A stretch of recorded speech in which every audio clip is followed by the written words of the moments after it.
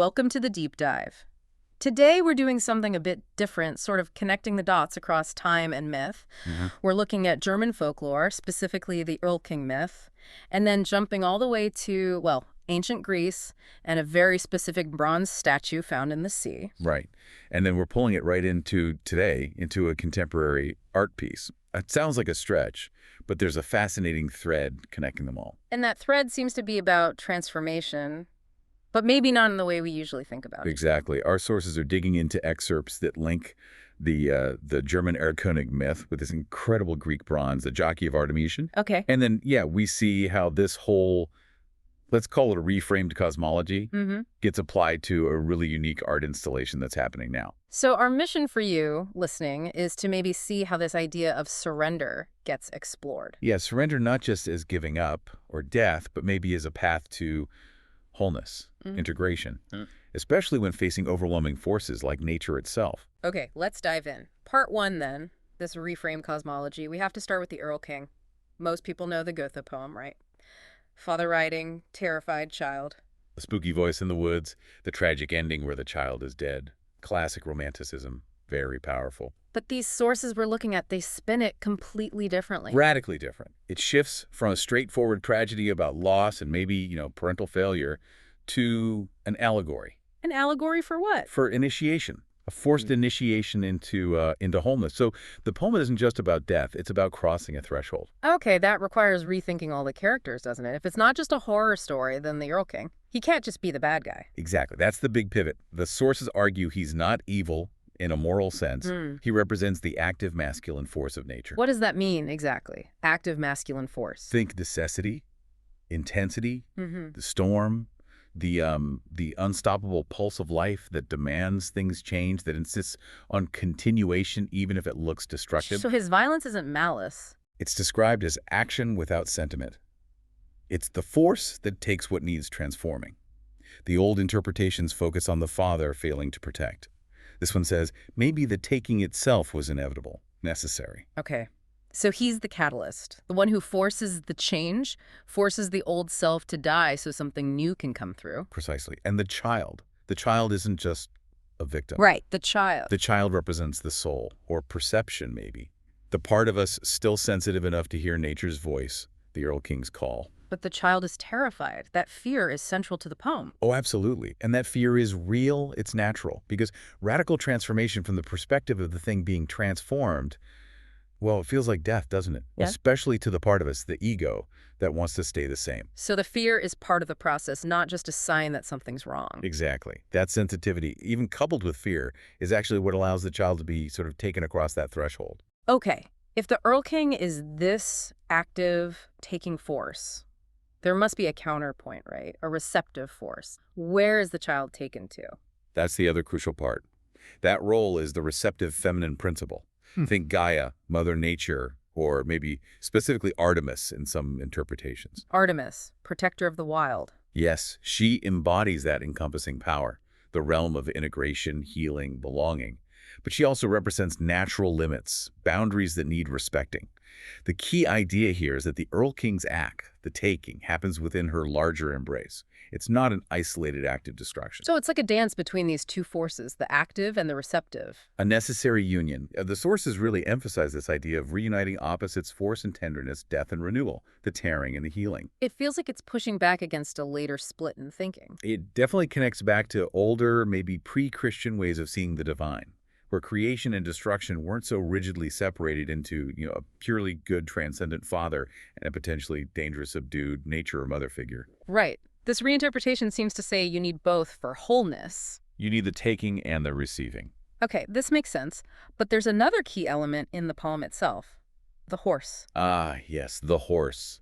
Crucial. What role does the horse play in this allegorical reading? The horse is the bridge.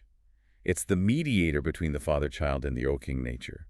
It represents instinct, the body, maybe even a kind of blind faith needed to get through. So you can't just think your way through this transformation. No, you have to write it. The father uses the horse, trying to escape. But in this view, the horse is actually the vehicle of the initiation. It carries them into the encounter. Writing the uncontrollable, that image, that feeling. Yeah. It leads us straight to the next piece, doesn't it? The sculpture. It absolutely does. The jockey of our dimension. Tell us about this statue. It's Greek, bronze. What makes it connect so strongly to this Erlking interpretation? Well, first, just the basics. It's a bronze statue, Hellenistic period, so around 150-140 BCE, found in the sea off Cape Artemision, which is near Euboea. Hellenistic. That means it's different from the earlier classical Greek statues, right? More emotion. Exactly. Hellenistic art gets much more dramatic, theatrical, realistic, Mm. less idealized, calm, more intense experience.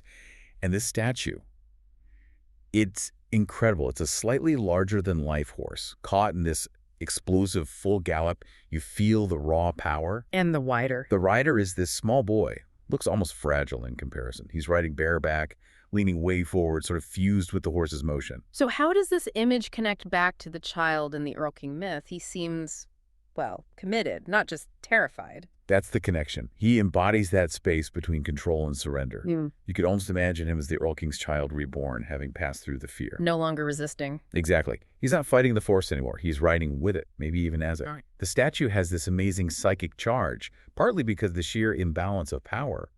Tiny boy, massive, wild horse. It's not a typical victory statue. It feels precarious, intense. Very. And there's a crucial detail, or rather a lack of detail, that the sources point to. What's that? The reins. They're gone. Gone, like broken off or just not there. We don't know for sure if they were lost over time, maybe in the shipwreck that likely sank it, or if they were never emphasized. But their absence is incredibly symbolic. No reins means. No control, or at least the illusion of control is gone. There's only the motion, the raw energy, and the rider's complete commitment to it. It's the ultimate surrender, letting go and trusting the ride. He's crossed over. He is the motion, like you said. Yes. Hmm. And the location where it was found, off Cape Artemision, even if it was just cargo, maybe Roman loot. It adds another layer. It really does. Symbolically, it places the jockey right in the domain of Artemis the Wild, the untamed, the non-human natural order. He's the child who has yielded and now rises within that elemental power. The initiation is complete. Wow. Okay, so myth and bronze sculpture align here, painting this picture of necessary surrender to overwhelming forces. How does this translate to today? That's part 3, right? The contemporary art project. Right. So how do we apply this whole framework when the overwhelming force isn't a mythical spirit or a bronze horse, but something like, well, climate change? That's a huge leap. How is this cosmology being used now? It's being directly referenced in a really interesting ongoing art project based in Scandinavia. Okay. The project involves building a unique horse-drawn sled. It's based on traditional Norwegian designs, but it's extended, it has a cabin on it, and significantly, it's built entirely from reclaimed and found materials. A sled made of reclaimed stuff. What's the purpose? Is it just the sculpture? It's more than that. It's conceived as a kind of monument, but specifically to non-material cultural heritage. Non-material, meaning the skills and traditions, not just objects. Exactly. In this case, the tradition of horse sled pulling in Norway and Scandinavia, the knowledge, the connection to the animal, the relationship with the landscape in winter. The plan involves actually pulling the sled collaboratively to the historic winter market in Reros. So it's about preserving a way of life, a connection to the environment. That sounds quite different from the disruptive force of the Erlking. Where does he fit in? Well, the Erlking motifs imagery drawn from the myth are used to decorate the interior of the sled's cabin. Inside the cabin, not on the outside. Right. And that placement is deliberate. The outside, the sled itself, represents the cultural practice they're trying to honor and maybe preserve. The inside, with the Erlking imagery, that represents the inner journey, the psychic or spiritual challenge facing the culture that rides within it. The inner transformation needed. Precisely. The sources are quite explicit. These motifs inside the sled act as a statement, a commentary on our current situation, particularly regarding global warming.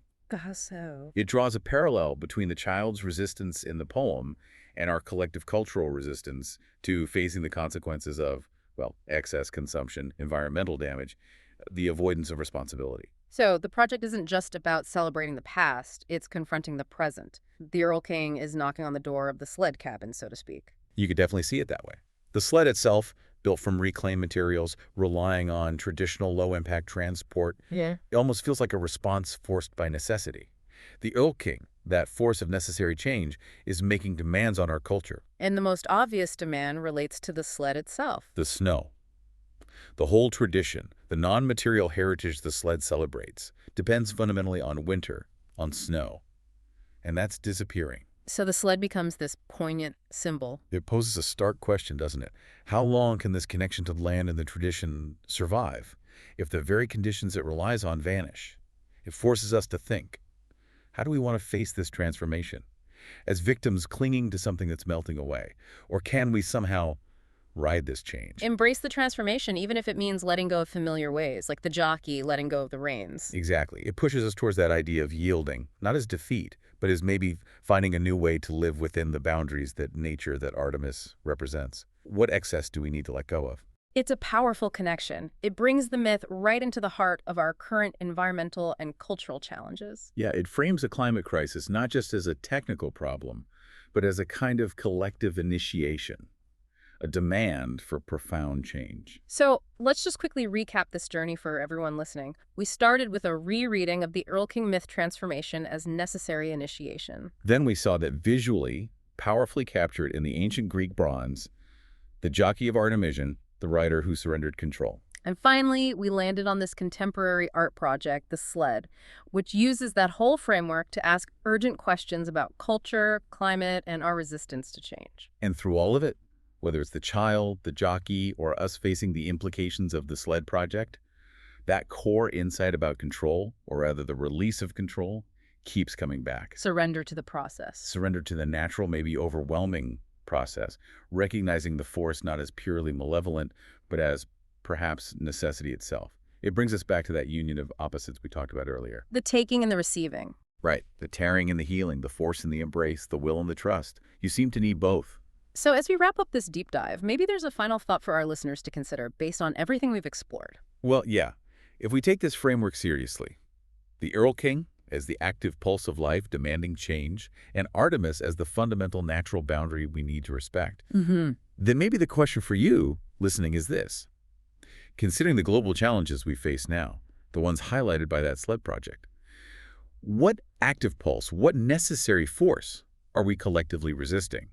And what fundamental boundary, what natural limit must we learn to respect, maybe even yield to for the sake of renewal?